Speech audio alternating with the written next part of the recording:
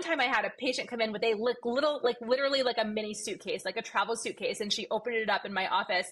And I was just thinking to myself, like, okay, these are not necessary. So I want to kind of set phase with like what supplements are really important for fertility, what supplements are not. And this is, I just did a whole podcast on this. This is like, I went to the literature. This is like as evidence-based as it gets. Okay. So folic acid, absolutely. Any single person who's trying to get pregnant should take folic acid.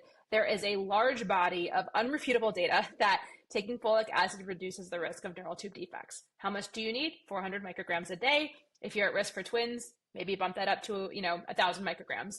You don't need the whole honking prenatal vitamin. Those actually make me nauseous. You could take a gummy. You can actually just buy the the folic acid pills. They're super tiny. People do much better with those. So that is one thing that is non-negotiable, folic acid. The next thing that I think should be in the water for those of us over the age of 35 is something called coenzyme Q10, or CoQ10 for short. There's both animal and human data. And, it's actually, you can read about it in the longevity research as well. Specifically for oocytes or eggs, those are some of the largest cells in the human body, and they have a huge mitochondrial component. And mitochondria are like the energy powerhouses of the cells. And I think of the eggs, like as they go through their cell divisions, as like the traffic controllers. They're like, you chromosomes go this way, you chromosomes go that way. And when the eggs get tired, they start letting too many chromosomes go one way, or they kind of start slacking, right? Maybe too few chromosomes go another way. And that's when that actually is one of the biggest reasons we have miscarriages, is because we have embryos that actually don't have a viable set of chromosomes to begin with. And so if you can help that problem at the source and give the eggs more energy through this supplement called coenzyme Q10, the annoying thing is it is 3 times a day. It's like 200 milligrams 3 times a day. No brand matters. You can buy it at those large bulk stores and get a bunch for, not too much money. But that is one of the only supplements that really has been shown to help with egg quality and egg number as it pertains to fertility and fertility treatments. And so I'm a huge believer in coenzyme Q10. Welcome to No Filter Doctor, where we cut through the health hype, dig into what's real, what's backed by evidence, and what works. I'm your host, Dr. AK. Let's get into it. Hey everyone, welcome back. I'm excited for you to join me again this week. We are going to talk about something that we don't normally get into, and that is the topic of infertility. And there's a lot of reasons why this is important for everyone. First of all, infertility may actually be one of the first signs that something else is going on with your overall health. The other thing, even though you don't think this is applicable to you, the prevalence of infertility is a lot higher than you think. So you may have loved ones or friends who are struggling with this, but they're not going to want to talk about it because unfortunately there is a lot of social stigma when it comes to infertility. And today I brought an expert in to talk to us about it. I have Dr. Erica Bove with us today. And why don't you take it away, Dr. Bove, and share with everyone all of your amazing credentials? Absolutely. Thank you, Dr. AK. It's such an honor to be here on your podcast today. My name is Dr. Erica Bove. I am a double board certified OBGYN and reproductive endocrinologist. I currently practice at the University of Vermont as faculty, and I also founded a fertility coaching practice for female professionals to bridge them to successful outcomes. It's called Love and Science. And so I have this tremendous passion for understanding when things aren't working, when treatments aren't working, when people feel adrift and lost and all they want is to build their families. I have this passion for really bringing an evidence-based lens so that we can take the science that exists and improve our outcomes. That sounds amazing. Do you want to share anything about your story at all and your journey into this? Sure.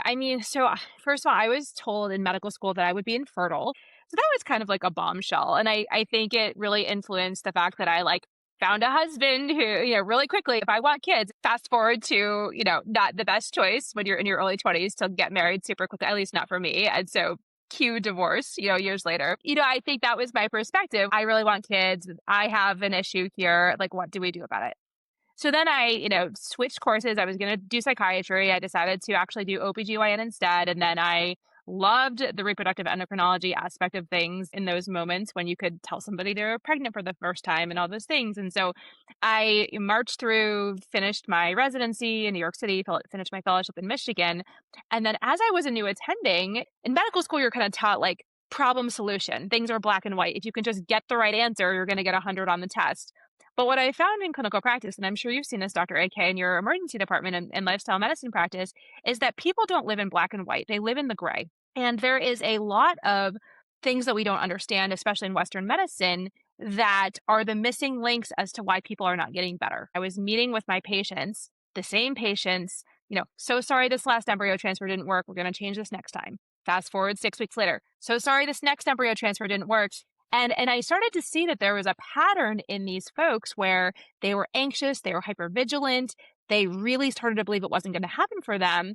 And, as a doctor, I was like, well, how do I help these people finally get out of this circular loop and finally become parents? And so at that same time, I was also doing coaching programs for my own personal development. And I started to connect dots. And I was like, I think that what my patients who are seeing me over and over again without success, I think what they need is these coaching tools to help them reconnect their minds and their bodies, to find the answers within themselves, and to finally get to, a better outcome. And it was wild. Like I started quote unquote experimenting in my practice, and these patients, like their next transfer would work, or they'd finally be pregnant after years of trying. And so then I decided to launch my own coaching practice. So I'm like, okay, there's something really here. Like there's something that it's physiologically helping these people, and I need to offer it to more people than just my patients. And so that's just a little bit about my story. It kind of started in my own disillusionment and frustration in not being able to help my patients.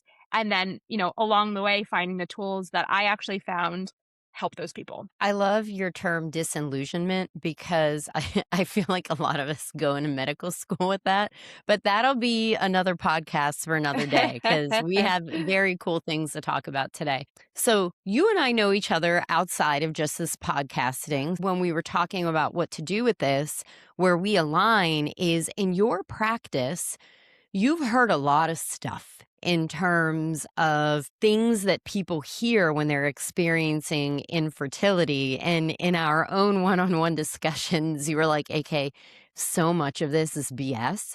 And so I was like, you have to come on this show and talk to people about the evidence behind infertility and the myths and all that. So I just want to give you carte blanche to really share the knowledge. How common is infertility, first off? And then what is the stuff that you're hearing that you're like, yeah, that's not a thing? Or maybe some of the things that actually are a thing, but we didn't know about it. Those are great questions. And so I will say in terms of who has infertility, when I was in medical school, probably when you were in medical school, we were taught 1 in 8 couples has infertility. And then that was updated a few years ago to 1 in 6 couples has infertility. Yes, that's heterosexual couples who are trying at home, but it's also say I have a same-sex couple who comes to my office and they try for a certain amount of time with donor sperm and it's not working. They also get that diagnosis. And so it's really defined as regular sperm exposure over a certain amount of time, 6 months over the age of 35 or 12 months under the age of 35. And then if things aren't connecting, then we give people the diagnosis of infertility.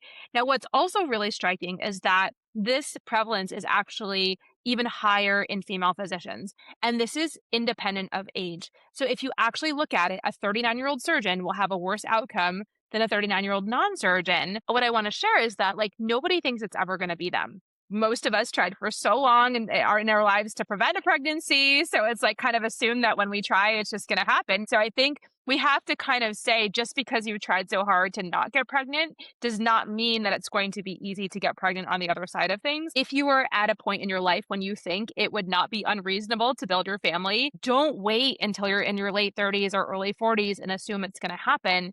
Because if it's important to you, either do fertility preservation, freeze your eggs, freeze your embryos, do something to invest in yourself and this aspect of your life, because all day, every day, twice on Sundays, I see people who live with so much regret.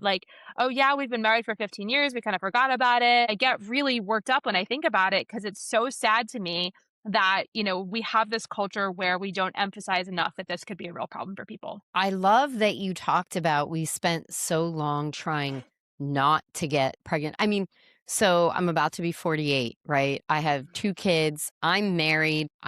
I have a job, stable. To this day, I still have dreams that I got pregnant and I'm freaking out. Like, what am I going to tell my mom? First of all, if I got pregnant now, I should be freaking out for all kinds of other reasons because I've been in menopause for at least 2 years now. So going from that, now we've transitioned from, not wanting to get pregnant for all of the various reasons that we have to not do it. And now some of us have come to the point where we're ready.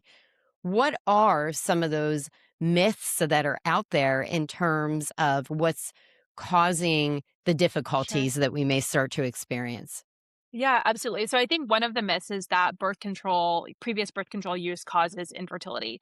And, people say, oh, well, I was on the pill for 20 years and that's why I'm infertile. I will say, I'm a big proponent of the birth control pill. It is a wonderful form of contraception, although it can mask issues that are related to infertility. So it does not cause infertility in and of itself, but if people have a history of like they would have had irregular cycles or absent cycles, they weren't taking the pill, or say they would have had tremendous pelvic pain like endometriosis, etc. People stop the pill and they have all these issues, but I think that the birth control pill may have been masking that. So that's one myth I like to bust, is that birth control does not cause infertility, but when people go off of it, it kind of unmasks what their natural state would have been. And so for people who are really interested in understanding their fertility, say you have a timeline and you're like, I think in the next year to two I might want to start trying with my partner. Maybe, I mean, I know condoms are a thing of the teenagers, but again, like maybe just sort of come off of the birth control pill and do some cycle tracking and see what happens, because in the OBGYN world, we say that the menstrual cycle is a vital sign, and it really is, because it tells us so much about the body's functions. That's thing number one. Number two is that we don't need to pay attention to age. And if we do everything right, if we do the supplements, if we do everything, that it's all going to be okay. And, I see so many people like, when does fertility really start to decline?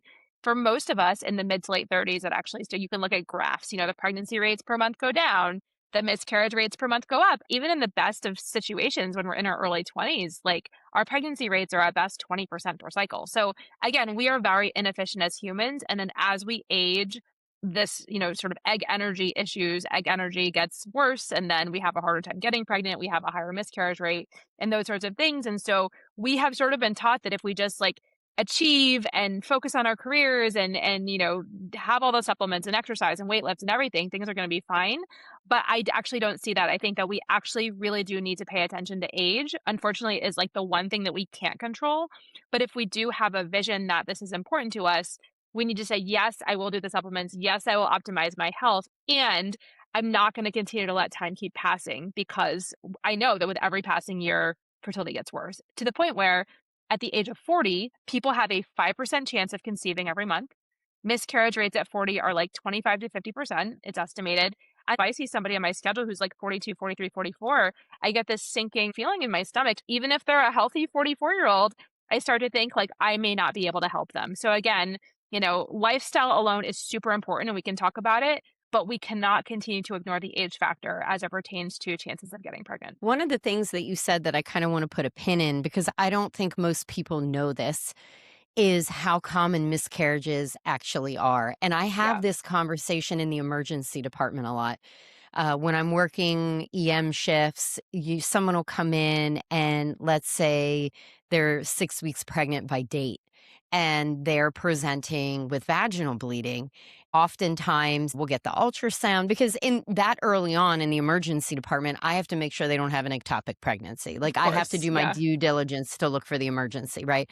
And oftentimes it won't be an ectopic and it'll be a miscarriage that they're experiencing. And I have to Yeah. have a conversation with people and say, first of all, this is not your fault.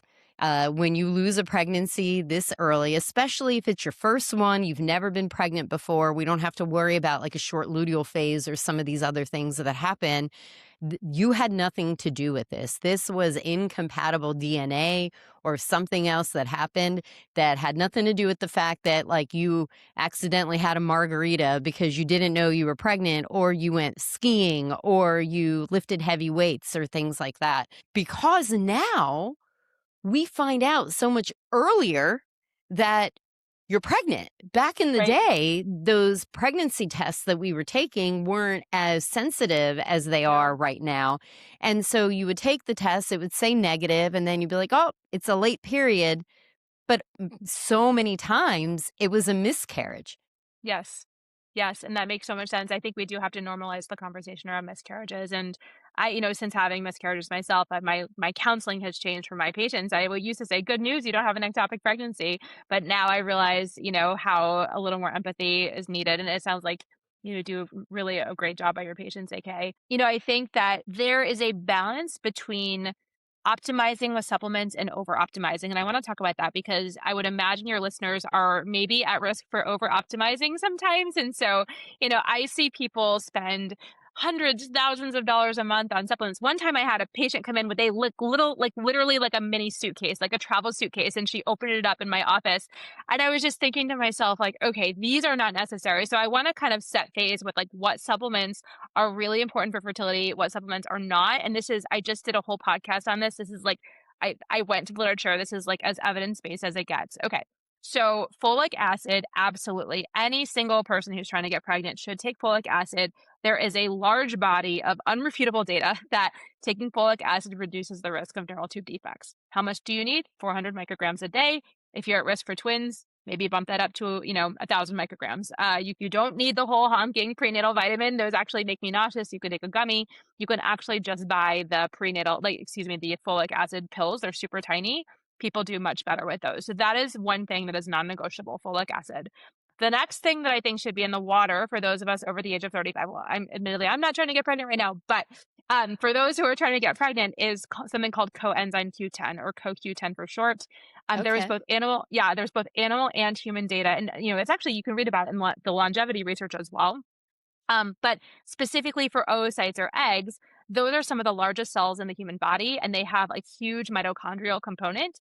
And mitochondria are like the energy powerhouses of the cells. And I think of the eggs, like as they go through their cell divisions, as like the traffic controllers. They're like, you chromosomes go this way, you chromosomes go that way. And when the eggs get tired, they start letting too many chromosomes go one way, or they kind of start slacking, right? Maybe too few chromosomes go another way. And that's when that actually is one of the biggest reasons we have miscarriages, is because we have embryos that actually don't have a viable set of chromosomes to begin with. And so if you can help that problem at the source and give the eggs more energy through this supplement called coenzyme Q10, the annoying thing is it is 3 times a day. It's like 200 milligrams 3 times a day. No brand matters. You can buy it at those large bulk stores and get a bunch for, not too much money. But that is one of the only supplements that really has been shown to help with egg quality and egg number as it pertains to fertility and fertility treatments. And so I'm a huge believer in coenzyme Q10. Vitamin D, also super important. We, at the time of this recording, we're in the summer months, so hopefully many of us are getting a little bit more than we would otherwise. But, taking 5,000 international units of vitamin D, it's good for mood, but there's actually some data about egg health and benefits on the uterine lining. So those are really good places to start. And then also, making sure you're not anemic. And so if you are, if you have a low hemoglobin, if your ferritin's low, there's actually some pretty good data that repleting that will be useful. Now, melatonin is a little controversial. It doesn't seem to be harmful. There's actually melatonin in the follicles themselves. And so people are having a hard time sleeping. I think that it may not be a bad idea to introduce some melatonin, but literally the whole rest of the things that might be recommended. And again, I have a whole podcast on this. Really save your money. Unless somebody like you, AK, says you're actually deficient in this or that or the other. I believe food is medicine. We can talk about that too. But I think that there's people with infertility are a somewhat vulnerable population, and they will spend money to say, just make this problem go away. And I think we have to be very careful in the supplement world that we're recommending the things that are actually evidence-based and telling people not to worry about the stuff that is going to cost them hundreds or thousands of dollars a month without any data. Yeah, that's one of the things that I've talked about many times with my listeners and people who read the blog. So, just to kind of come back to a couple of the things that you said. First, so coenzyme Q10, if you actually look at the electron transport chain in our mitochondria, coenzyme Q10 is essential in receiving electrons from NADH and FADH2. That is the very first part of the electron transport chain. So obviously, if you have cells that are using a high amount of energy and require a lot of ATP, You want to make Mhm. sure you're supplementing with that. It's safe, and it actually helps with a lot of other things. It can help with some of the muscle cramping that some people may experience with statins and things like that. So, in general, I think coenzyme Q10 is very beneficial for multiple things. The other thing worth noting is that in 1994, the Dietary Supplement Health and Education Act came out, where basically it said that these supplements are foods. They're not medications, which means that a lot of the companies that make the supplements, they do not have to prove that they work. They can use vague language like boosts energy, helps fertility, things like that, and then sell the supplement. It's actually up to the FDA to prove that it doesn't work. And I'm going to tell you right now, the FDA is not dropping tons of money into proving that these supplements don't work. So that's really important to know. You might hear this terminology in the supplement world and it is meaningless. And the other thing is that came with that is these companies don't have to prove what's in the bottle or what's even in each pill.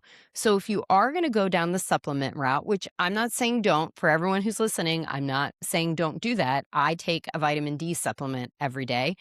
All I'm saying to all of you is look at the bottle and make sure that it was third party verified. So the Mhm. US Pharmacopoeia is a Yes. very reliable third party. NSF, I think that's the National Sports Medicine Foundation or something like that. That is a valid third party company that can look at these supplements. And so if you see those stamps, that is your reliable source where you can say, okay, it doesn't have a bunch of contaminants in it. It does contain whatever it says is in it. It doesn't have other active ingredients, because that's another thing. Sometimes these supplements will have extra active ingredients that they don't disclose, and they're allowed Yep. to do it. So you want to just approach all of that with caution. Yeah, thank you. That was such an important point. Thank you for bringing that up. I have three more myths, so I'm super excited to share them. One of them is that fertility is just a woman's problem. And when we actually look at the data, up to 50% of infertility is combined male and female factors. A lot of times the temptation is like, I might just be seeing like in a heterosexual couple, the female half, and she's like, just work me up. I'm like, unless your husband has had 6 children, ma'am, like we need to really figure this out, right? And so getting a semen analysis at the beginning is such an important part of the evaluation. It's super easy to do. Since COVID, if people live within an hour, we actually allow them to produce the sperm at their house, which is a lot less awkward, and then drive it in. I always say just in the cold climates, be careful on the dashboard in the winter is my only caveat. But anyway, hold that precious stuff close to your chest. Get it, please, please, please get the semen analysis at the beginning. I think there's this like, it's probably just her problem and everything. But again, if up to 50% of infertility is combined male and female factors, and the female is going to be poked and prodded and treatments and everything, one of my least favorite things to do is to work with somebody for like 8 months, then to find out that we've been wasting our time spinning our wheels. She's 8 months older. There's actually a sperm problem. We have pretty non-invasive treatments for male factor as well, and also reproductive urologists who can do kind of a deeper dive. And also, back to your original point, what we started this podcast, AK, is that oftentimes when men have low testosterone, that can be a window into their overall health as well. It's not good for their bones, and it's not good for their cardiovascular health and other things. And sometimes what we find in the fertility world in our diagnostic evaluations can really help people live their fullest, healthiest lives. Like thyroid issues, diabetes. I can't even tell you how many health problems I've diagnosed, genetic issues in families. I mean, we really do have to take a holistic approach because there's often a reason why people are in front of me. And I think sometimes it's best to address things at the root cause. One of the things that you've shared with me in the past that I thought was really funny, actually, because I don't know, maybe I'm immature, but you were talking about how THC and Uh, marijuana use makes the sperm, what did you say, sleepy or stoned, lazy? stoned. All right. Stoned, stoned. My kids love it because I have a YouTube video that says, dude, your sperm are stoned. But no, like literally that's what happened. When we have a man who smokes marijuana or uses THC, what we see is that the sperm actually swim in circles. And if we think about it, like what are the sperm trying to do? They are deposited in the female genital tract. Only a select few will get into the cervical mucus. They swim into the, uterine cavity. They have to navigate the fallopian tubes, and that one precious egg that's ovulated in that month, like the sperm have to find their way, and then they duke it out to see who gets to attach to the egg. Like that's sort of what happens. And if you have sperm, like the sperm motility is really crucial to this whole process working. And if you have fewer sperm and they're, swimming in circles, they're never going to get to that place. And so even IVF, another myth is that IVF is superior to non IVF, and we can get into that as well. But I think a lot of people say, why isn't my embryo development good? Why? And then we have to look at the lifestyle and to say, when you're smoking marijuana every single night, or sometimes even several times a day, that is really, really not good for the sperm cells. It's really not good for the function. And so I've seen, I mean, the caveat is any single time you make an adjustment with anything lifestyle related to sperm, because it takes 3 months for the sperm to be like the new sperm to be made and then to make their way down the whole pathway, and finally out of the body, that takes almost 3 months. And so, patience. But I think that there's a lot of untreated anxiety, and a lot of men treat their anxiety with marijuana and don't realize that there's such a consequence on the other side. And that is something that's actually in our control. Also, similarly, exogenous testosterone. A lot of men take it because their PCPs are like, oh, your testosterone's low, your sex drive is low, you're tired, your muscle mass, you could be bulking up at the gym. And then these men take this testosterone and it wipes out their sperm counts. Usually it's reversible, but not always. And I feel like that's another huge public service announcement is like, if your family is not complete, please do not take any testosterone from the outside world, because the body, in order for the body to make sperm cells, it needs the local production that is coming from the body. And when we get it from the outside world, it tells the body to shut down that, natural internal process. I will see a semen analysis that literally has zero sperm, and that's very distressing for couples. This is a conversation that I have with my patients who come in, they're male, they have low T, and they're experiencing a lot of that as they're aging. And I always have to have the conversation like, listen, are you done having children? I mean, this is not birth control. I don't count it as birth control, but if your goal is to continue having children, then you need something else. Testosterone is not the way to go. There's other things that we can use, but testosterone is not one of them. So Yes. Yeah. And thank you. I'm so glad that you do that for your patients. And interestingly, the things that we use to boost people's testosterone in that situation is some of the fertility medications we also use for the female, like clomiphene and letrozole, to kind of get that axis going. And so I just love the parallels. But I do want to say, one of the things is like, this is a woman's problem. We tend culturally to kind of like think about that in many senses, but please, please, please do the evaluations concurrently, because that's going to get you to your goal as quickly as possible. what's myth number 4? That IVF is always better. And I love talking about this because, okay, fine. If you have no fallopian tubes, or if you have like low, low, low or no sperm, then IVF is what you're going to need, right? Like there's nothing that I can do can overcome the lack of fallopian tubes. People need in vitro fertilization, where we take out the eggs, we fertilize them with sperm in the lab, we create embryos in the lab, and then we put the embryo back through the cervix into the uterus. It is a beautiful technology. It's been available since the 1980s. There's a whole documentary on it called Joy, the Birth of IVF. If you're interested, like you will be crying. Like it is such an amazing technology that really has not been available for all that long in human history. However, I see so many high achieving professional women and men who are like 39, 40, 41. They're like chomping at the bit, okay, we haven't even tried yet. I just stopped the birth control pill, but like we have to get going. We have to do IVF. And if there are open tubes and if there are adequate sperm, sometimes less is more. And sometimes I even take a couple through, and we've done a couple unsuccessful IVF cycles, and we say, you know what? Let's try to keep things inside the body. Let's, optimize health. Let's see what we can do. And then they turn up pregnant. So I think this myth that because IVF is the most aggressive and expensive option, like, okay, fine. If you're 39 and you really, really, really want 2 kids and you're worried about your timeline, it may be appropriate to embryo bank. But this is why we have to say, okay, every situation is a unique situation. Talk with your REI about your goals. And sometimes, like if you're 33 and you're like this and you just want to like go to the most quote unquote successful thing first, IVF may not be the most appropriate first step. And I like to level set that. And then number 5 is that working harder and trying harder is helpful. And I love busting this myth because, as high achieving professionals, that is the equation, right? Like that's how we got into medical school. You study a little harder, you get better grades. And I'm sure that there's other high achieving professionals outside of medicine listening to this who understand the equation is you work harder, you're rewarded, right? Now, the fertility journey does not follow that same equation. So oftentimes we actually have to zoom out and say, like, we are over optimizing, we are trying too hard, we are super angsty and attached to the outcome, which I don't say that lightly because I know that the stakes are so high with family building. But that is not the physiological state when the cortisol is elevated and we're all stressed out and we have increased inflammation and we're not sleeping well and all those things. We're eating poorly. All these things flow together. That is not the physiological state that is optimal for fertility. And so, what I have found, this goes back to those roots of what I started to figure out was working initially for my initial patients who were unsuccessful up until this point, is that there is an ideal physiologic state that is fertility friendly, right?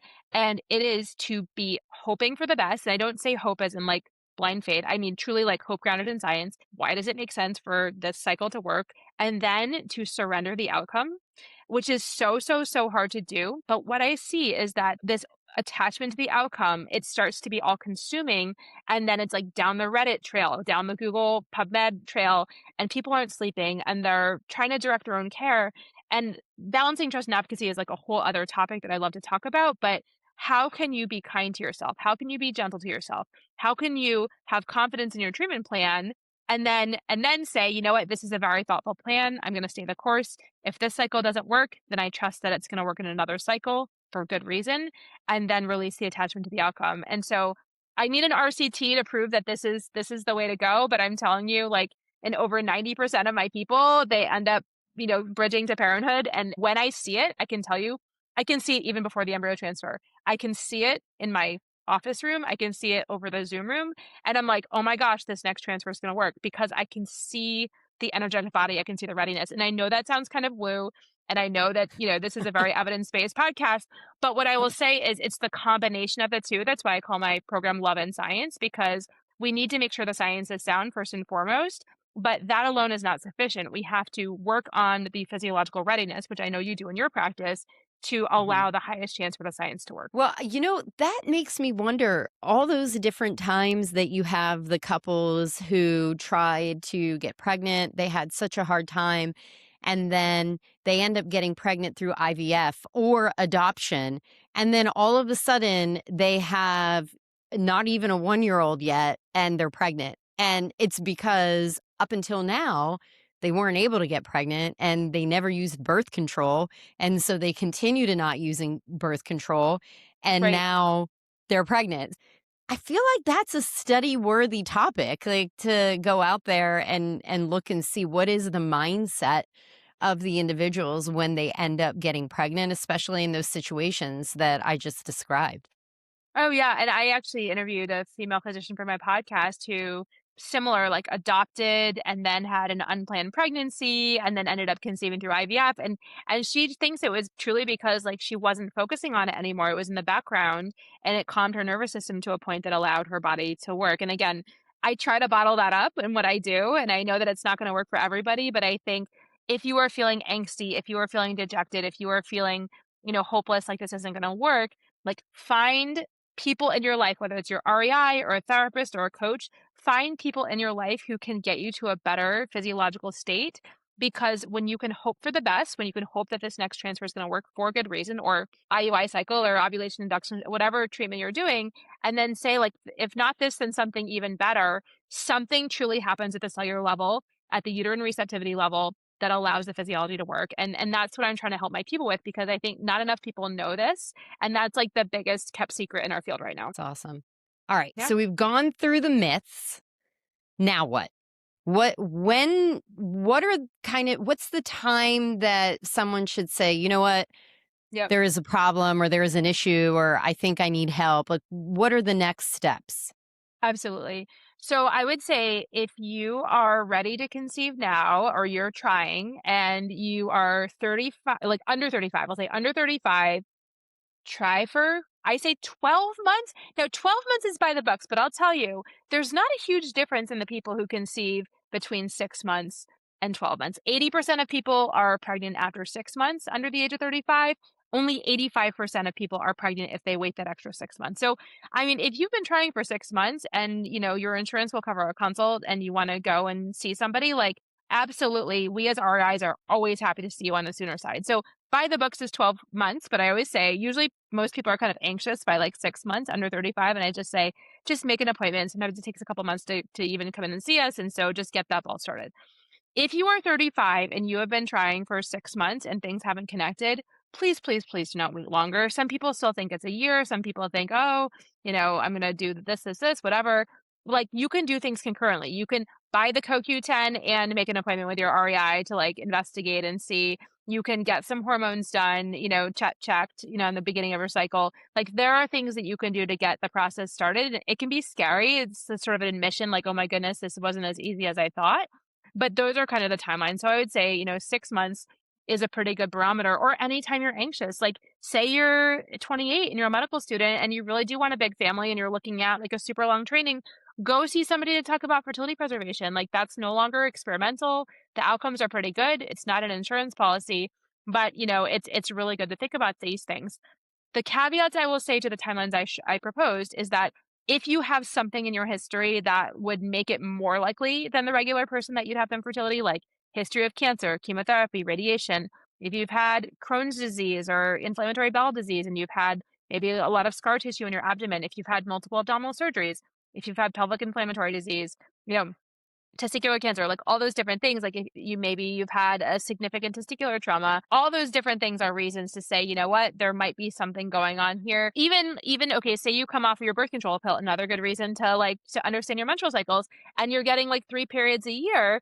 That is not normal. That does not leave enough opportunities for sperm and egg exposure. You basically have to hit the lottery to get together with your partner when you happen to fire off a follicle and an egg. So like if you are truly having periods that are spaced out, fewer than 10 a year, then please, please, please see somebody on the sooner side. So those are my guidelines. But again, the bottom line is anytime you're anxious, if fertility is a priority for you, we are all happy to see you. And when you say REI, you're referring to reproductive endocrinologists and infertility specialists. Yes. Thank you. Yeah, Just not the store where you buy your camping equipment. No.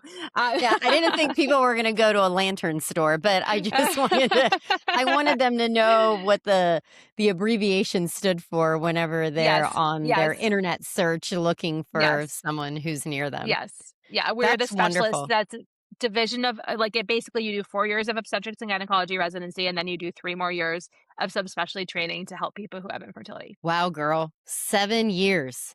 Yeah. On top of medical school.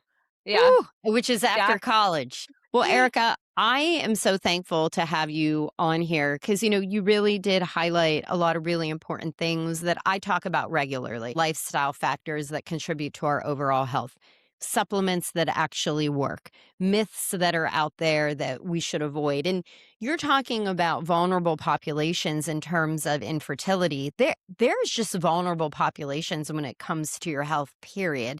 And people are so inundated with misinformation. So I just really appreciate you coming on here and kind of clearing the air. Why don't you share with everyone how they can find you? Because I know you have a podcast and some other things that are out there. Yes. Okay. So the most comprehensive place is my website. It's loveandsciencefertility.com. I also am on socials, Instagram under Love and Science Fertility, Facebook, same name. I'm on LinkedIn. And I also have a podcast called Love and Science Fertility.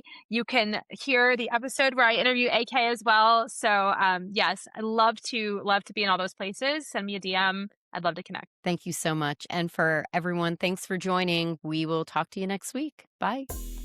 Thank you so much for joining me on this week's No Filter Doctor. If you enjoyed the content, you can follow me on social media. I'm on Instagram, Facebook, and YouTube.